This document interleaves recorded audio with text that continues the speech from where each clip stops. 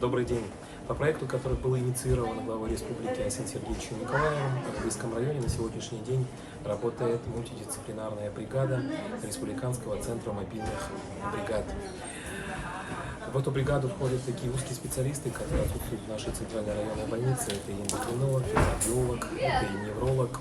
На сегодняшний день по всем населенным пунктам, а у нас их 7 населенных пунктов, на сегодняшний момент, на сегодняшний день осмотрено 600 человек.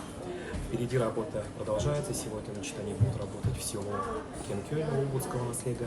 Завтра они будут работать в село Сутороха Урославского наслега.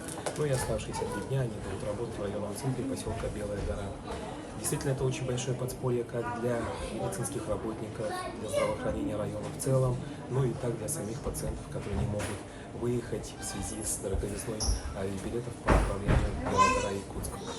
Мы очень хотим поблагодарить правительство Республики Саха-Якутия Айсена Сергеевича, Ольгу Валерьевну Балабкину, нашего министра здравоохранения Полину Николаевну Афанасьева, главного врача Республиканского центра организации здравоохранения и медицинской профилактики Алену Михайловну Никитину за предоставленную возможность провести такую широкомасштабную акцию, как приезд мобильных докторов.